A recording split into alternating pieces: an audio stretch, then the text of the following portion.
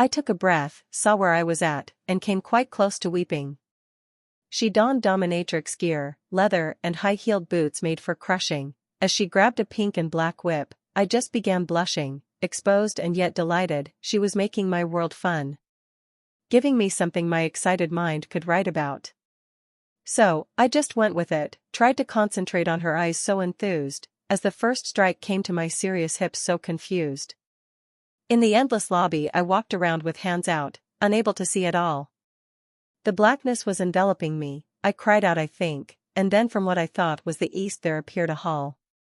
As I walked in that way, with that kind of head-contused gait, a rumbling sound the building did make, and doors swung open revealing an elevator with an arrow pointing down. I had a suspicion this building had it out for me, but entered I did, for the showdown.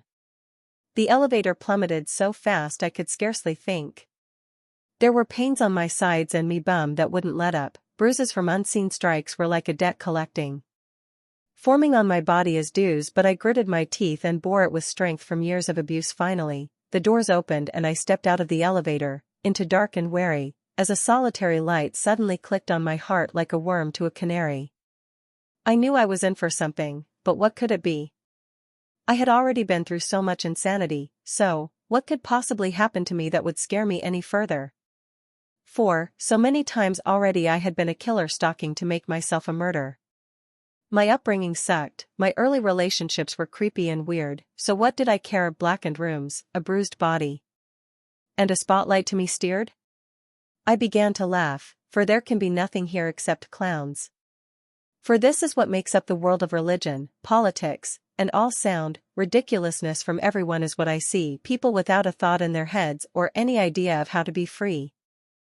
And the answer is that freedom can't exist until the concept doesn't exist. True freedom does not know anything at all about freedom, you dig? Silence.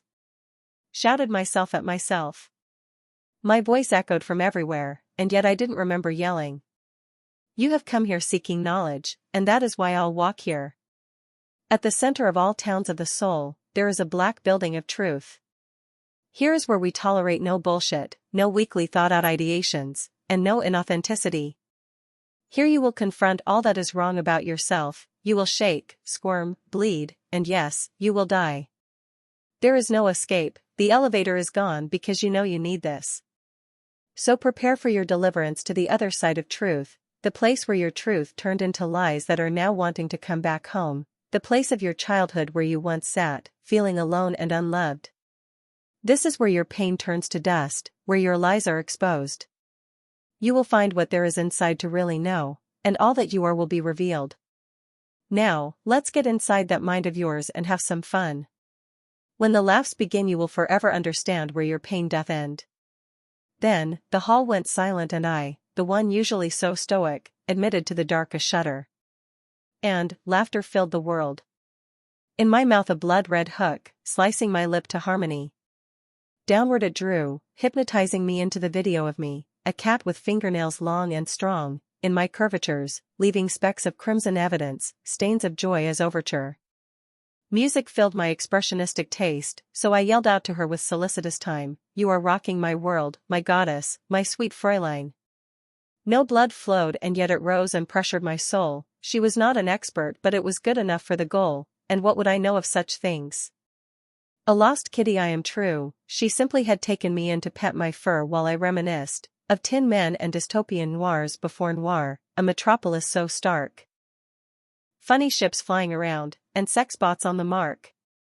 So here I was, and there I am too, wondering about these real flying things that drone, terrifying me and you, but I am also aroused and titillated beyond all repair, for these flying types of dangers can land anywhere.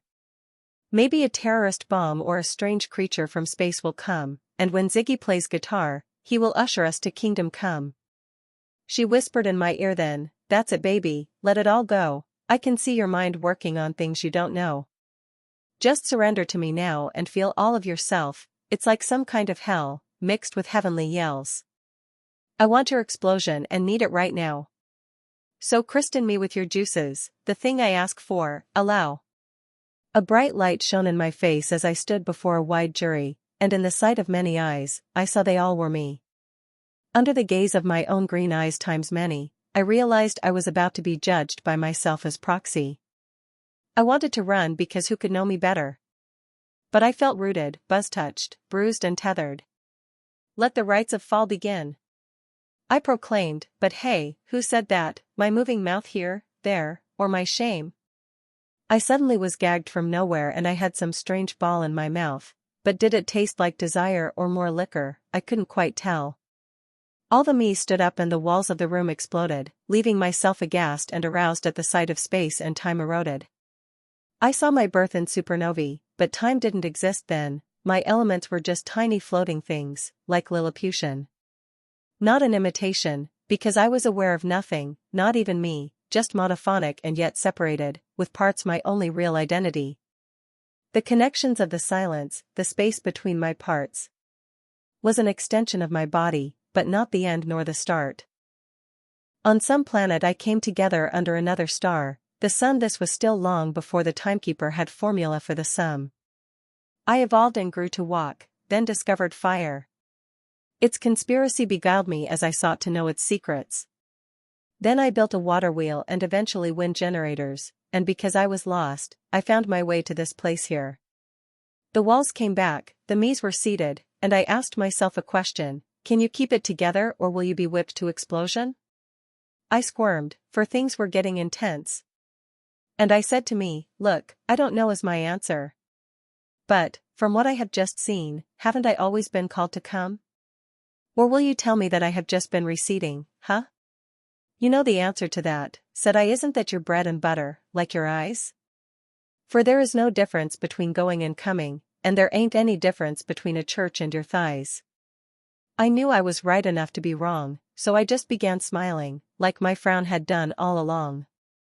She had that ball in my mouth, tied with a leather strap, of my body she had already made a working sex map, her fingers pushed inside me, just a little at first, messing with my clit had me a star about to burst.